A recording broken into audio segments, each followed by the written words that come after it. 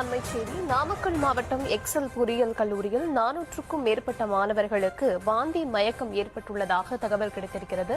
விவரங்களை தர இருக்கிறார் செய்தியாளர் தங்கமணி. தங்கமணி, அந்த 400 பேருக்கும் தேவையான சிகிச்சை அளிக்கப்பட்டு வருகிறதா? கல்லூரி தரப்பிலிருந்து என்ன சொல்லப்படுது?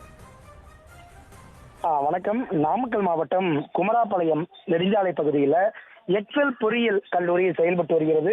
இந்த கல்லூரியில தமிழகம் மட்டுமின்றி அண்டை மாநிலங்கள் மற்றும் வெளிநாடுகளை சார்ந்த மாணவ மாணவிகள் சுமார் 40,000க்கும் மேற்பட்டவர்கள் படித்து வருகின்றனர்.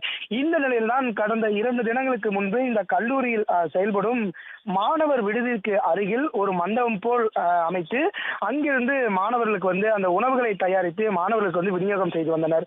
அப்போது அந்த உணவை சாப்பிட்ட மாணவ மாணவிகளுக்கு உடனடியாக வாந்தி மயக்கம் போன்ற ஏற்பட்டது.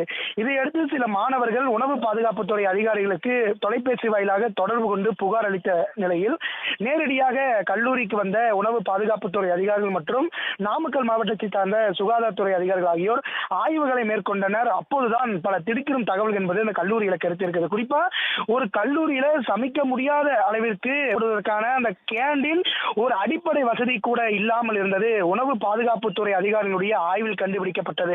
அதே சமயத்தில் உணவு தயாரிப்பதனுடைய அறையில் காலாவதியான ரொட்டி பாக்கெட்டுகள், மசாலா போன்றவைகள் உணவு பாதுகாப்புத்துறை அதிகாரிகளால் பறிமுதல் செய்யப்பட்ட நிலையில அந்த மேல் இருக்கும் நீர்நிலை தொட்டி கிட்டத்தட்ட சுத்தம் செய்து 3 ஆண்டுகளுக்கு மேலாக இருந்ததாக விசாரணையில தெரிய வந்திருந்தது. இதனால சுமார் 400க்கும் மேற்பட்ட மாணவர்கள் வாந்தி மயக்கம் போன்ற உடல் பாதிப்புகளுக்கு உள்ளாகி குமராபாளையம் பகுதியில் இருக்கின்ற ஒரு தனியார் மருத்துவமனை, குமராபாளையம் அரசு மருத்துவமனை, அதே சமயத்தில் அந்த கல்லூரிக்கு சொந்தமான கல்லூரி வளாகத்தில் இருக்கின்ற 3 இடங்கள்ல அந்த மாணவர்களுக்கு அந்த மருத்துவ பரிசோதனை என்பது நடைபெற்றிருக்கின்றது.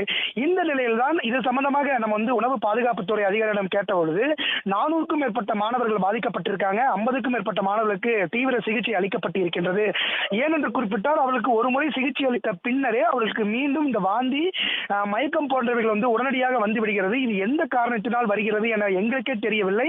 இதனால் அந்த கல்லூரியில் சமைக்கப்பட்ட உணவு மாதிரிகள் மற்றும் அந்த தண்ணீர் ஆகியவைகள் பரிசோதனைக்காக சேலத்தில் இருக்கின்ற ஒரு ஆய்வுக்கூடத்திற்கு அனுப்பி வைத்திருக்கிறோம். இந்த ஆய்வு வந்த பிறகுதான் இதில் எது மாதிரியான தன்மைகள் இருக்கின்றது என ஒரு முழுமையான தகவல் எங்களுக்கு தெரியும் அப்படின்னு சொல்லியிருக்காங்க.